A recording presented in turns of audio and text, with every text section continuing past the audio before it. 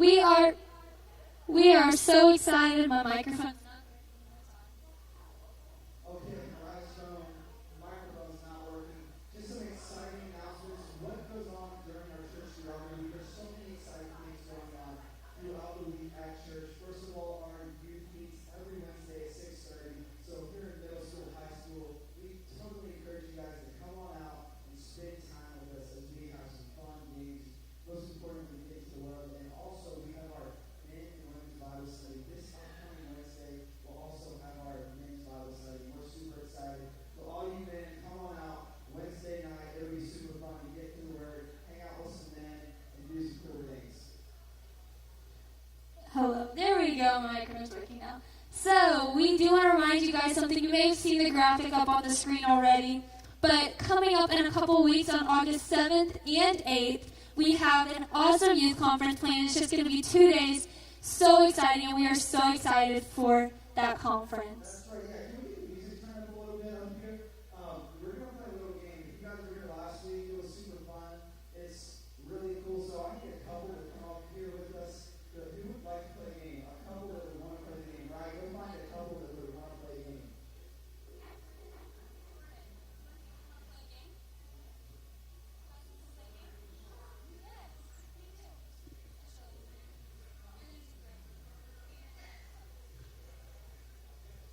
Jordan and Hayden are going to come play our game There today. we go.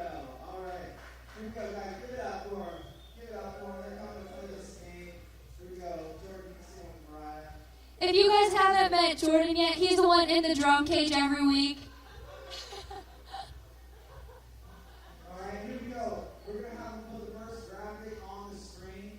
So, Speak with Jordan. what you guys are going to do, we didn't explain the game yet. So, what we're going to do is we're going to put a graphic up here. You have to guess what it is. It's some sort of brand, a logo, a person. You have to guess, and you're competing with each other to see who can get the most right. Think you got it? Okay, Jordan, this first one's for you. If you get it wrong, it goes to Hayden. Dolce & Gabbana. No, that's not it. He said Dolce & Gabbana. Hayden, do you know what this one is? Yes, that is correct. It is 1-0. Here we go. Hold on. Here we go. Start off this one. Here we go. I'll give you a hint. It's baseball team. Jordan, do you know? Baltimore Orioles. Give it up. Oh, it's 1-1 now. It's Jordan's turn again. Do you know this one? Louis Vuitton. Ooh, he got that one. All right, here we go, Dave. Football team.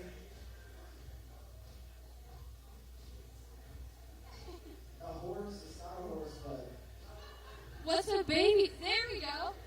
She got it. It's 2-2 now. two. Back to Jordan. Gucci.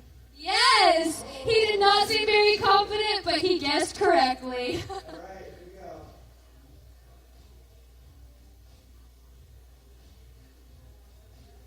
Tennessee. Titans. Yes, Give it up. There we go. it's 3-3 now. Here we go. Jordan, who is this? That is Candace Cameron or DJ from Full House. That is correct. Jordan knows his friends. He knows his people. That's right. Here we go. Last one. Come on, Hayden.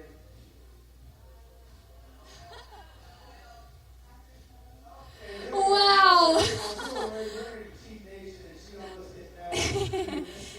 Are you guys tied? I'm really proud of you guys. Hey, give it up for our contestants. They had super fun. There we go. Give it up for them. Hey, guys, again, we just want to say thank you so much for joining us this Sunday. You know, we love the people that sit on the front row. People that sit on the front row, they set the tone. And so I'm going to give them a little gift because we love people that set the tone here in the church. So there we go. He gets a gift card. Hey, you got to be prepared. We want everybody sitting on the front row, so you might want to get front row next week because we got a gift card because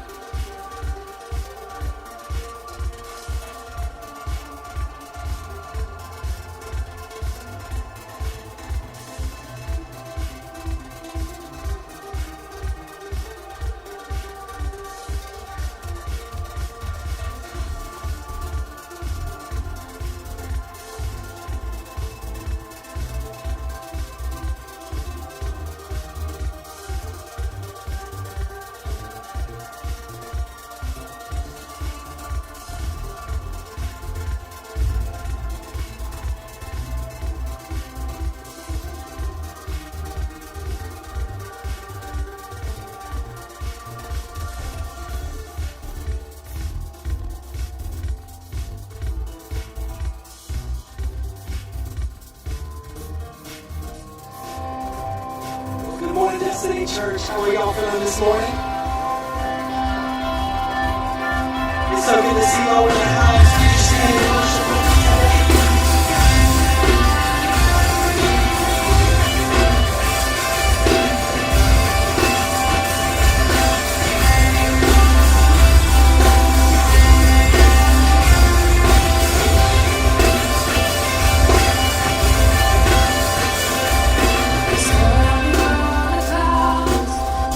Kings will bow down.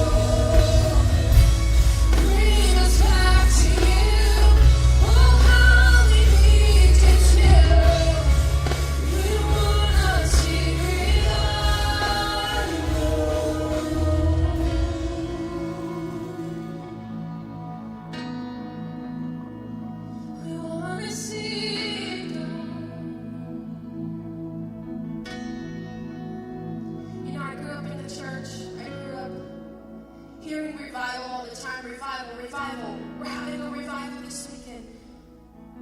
But you guys, revival is not a series of services. Revival is not coming into church and having your favorite speaker on the stage. Revival isn't coming and getting your fill of it and then going out and it wearing off. Revival is a lifestyle. Revival is a hunger. Revival is a cry. Revival is your war cry. Revival comes from within. So I say, God, make me revival. Because if you want revival to start, you gotta be willing to do revival by yourself. You gotta be willing to face it by yourself. You gotta be willing to be it. I said this to the youth the other week, and I'm not trying to preach. I just feel the Lord telling me to say this.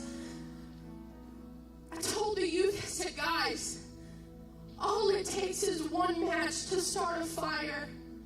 Don't be ashamed to be the one match. Step out. Get out of your comfort zone. Revival does not start in your comfort zone. You gotta move past what's been normal. God is ruining normalcy on Destiny Church. God is removing that. So today, let's go back into this chorus really quick. And everything that you think you should be doing, just do opposite. Reach out for the throne of God. Don't worry about who's around you. Don't worry about what anybody's thinking. Let revival start in your heart today. Let today be the day. Jesus, we wanna see revival. Bring us back to you. Oh, how we need you to. We wanna see revival.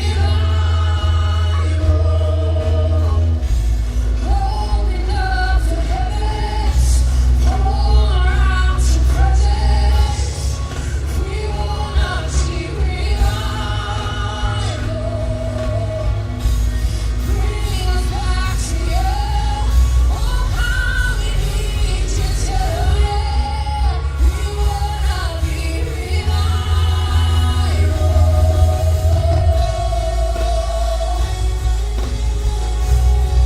Oh, we wanna see revival here, Jesus. Oh, make us hungry again for you.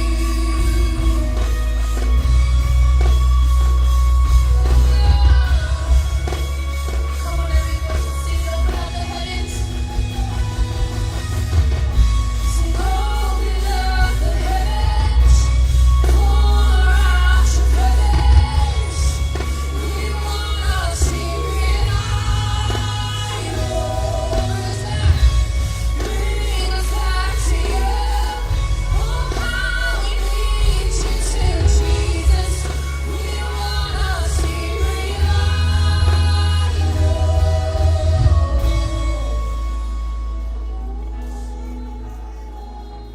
Oh, see revival, Jesus. Send your glory here, oh God.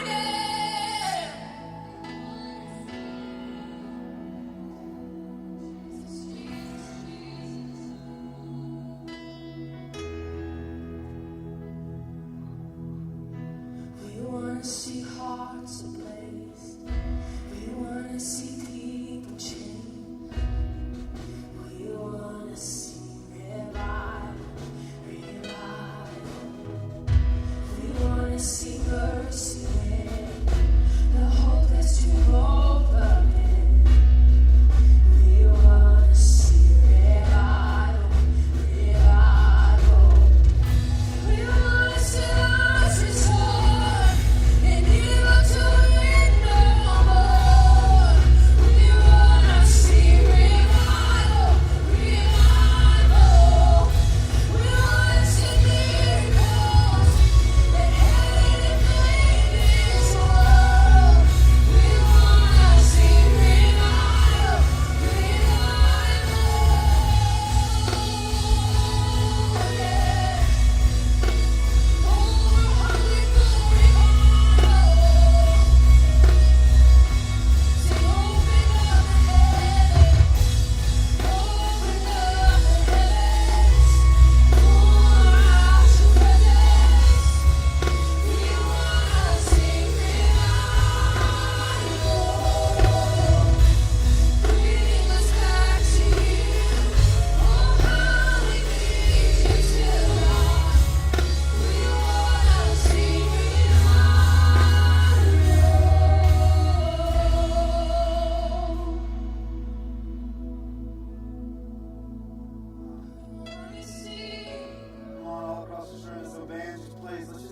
moment. Let's worship. Come on, all across this room, let's worship.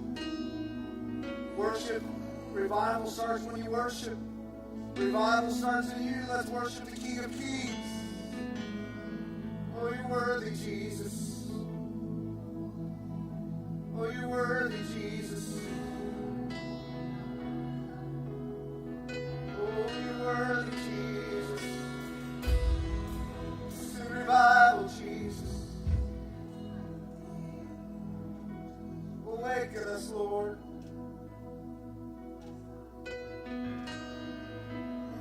Awaken us, Lord. We need you, Jesus. We need you, Jesus.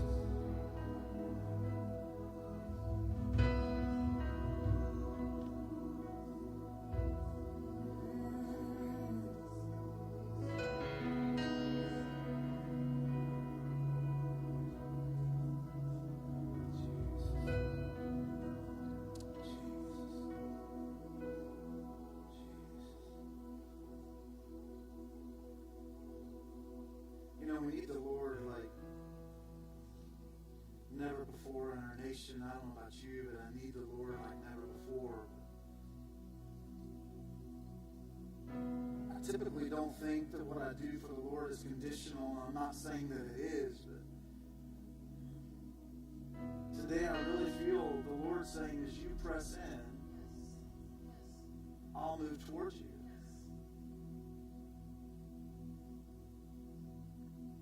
I just really feel like the Lord saying, I'm tired of being America's genie in the bottle. I'm tired of you bringing out the lamp and rubbing it when you need something, but you put the lamp away when you don't need me. Those days are over. That's what I hear him saying. Those days are over. It's either get in or get out. Quit playing games. Either we're all in or we're all out. Father, I just pray right now that over these next few moments we make a decision to get all the way in. We want to see revival. We want to see your power. And I know that you're standing there. You're waiting to send a mighty host of angels. You're waiting to send your presence to this church like never before. You're waiting to send your power. But it's going to start when we press in. And so, Father, today we ask that our hearts be stirred. Awaken these dry bones. I speak life into these bones. In Jesus' name I pray. Everybody said, amen. Hey, you can be seated. I'm going to go right into the Word today. We're going to come back to worship in just a moment. But I have a word that the Lord wanted me to share with us today.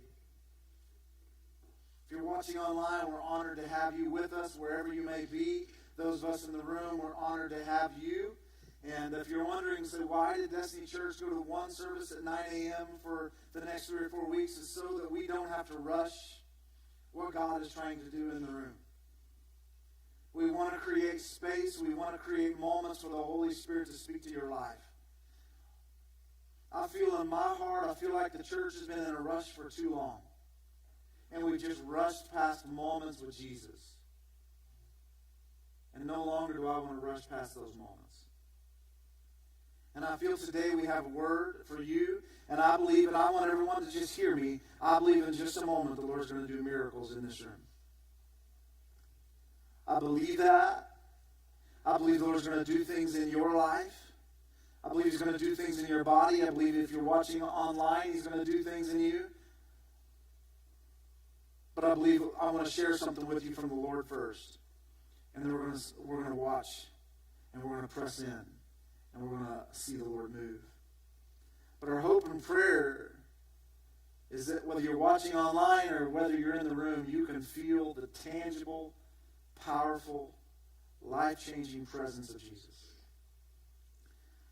We're in week 4 of a series from the book of Ephesians. Last week I spoke to you from Ephesians chapter 1, verse 15 through the first part of verse 20. And we're going to pick up in verse 19 and 20 today. This was supposed to be about a 2-month series. It has now moved, just so you know, we're going to be taking you through Ephesians at least through October. And we're just going to take our time and allow the Lord to speak to us. I believe Ephesians is a book for the church in this season. I believe that more than ever. I believe there's things that we're going to bring to you that are going to be life to you. They're going to change you. Last week I talked to you about Paul's prayer. And in Paul's prayer from Ephesians chapter 1, we see that Paul prayed that the eyes of our understanding would be open so that we could see God, so we could understand what God is doing. And Paul said a couple of things in that prayer. He, number one, prayed that we would see the hope of his calling. And then number two, he prayed that we would see the glorious inheritance that ours is not only for eternity, but it's ours today. And then we talked about the third one that I just kind of left off with and said we'll pick this up next week. In verse 18, I want to read this to you, and then we'll skip ahead to verse 19. Just reading the very beginning of verse 18, it says, I pray that the eyes of your heart may be enlightened in order that you may know. And so that's when he said the hope of his calling. And then he said the glorious inheritance. And then verse 19, we pick up verse 19 and it says, his incomparably great power to us as believers. When you read the book of Acts, you'll see in the book of Acts that the believers of Ephesus, they came out of a culture that was steeped in idol worship and the occult. Sorry, my mic's bothering me today. Demon possession was so common in this early church. We're going to fix it right now. All right? Sorry. I'm not going to sit here and have it flopping on my ear all day. All right? The early church in Ephesus, demon possession was so common that many of them actually made a living by trying to cast out demons. When the Ephesian believers, though, got saved, history tells us that they burned their magic spell books. They burned their incantations. They burned their spells, the things they would use, because for many years they were trapped. They were enslaved to Satan, but now they have a new master. They have a new Lord, who's Jesus. So when Paul comes to them and he's saying what he's saying to them in Ephesians 1, 19 through 23, they're not looking at this man and thinking he's saying weird things. They see that he's saying practical things. Why? Because they knew what it was like to be enslaved to the power of Satan. But now they're serving a new master, a new Lord whose name is Jesus, and they know that they're going to do whatever it takes to serve that man. Why? Because Jesus is the name that is above every single name. At the very mention of his name. Hold on, we're not done yet.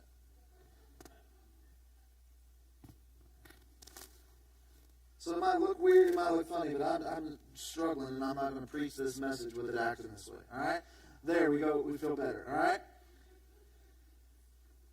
And Paul wants these believers of Ephesians to know that Jesus, and he wants us to know that there is a new power. Jesus, the power, he is seated above all other principalities, demons, and angels. And God wants them to know that the power of Jesus that was available in the Bible, the power of Jesus that raised, the power of God that raised Jesus from the grave is available to us today. And that's the big idea of today. The same mighty power that raised Jesus from the dead is available to us. The same mighty power that is in the Bible that we experience is available today. And I want you to hear me.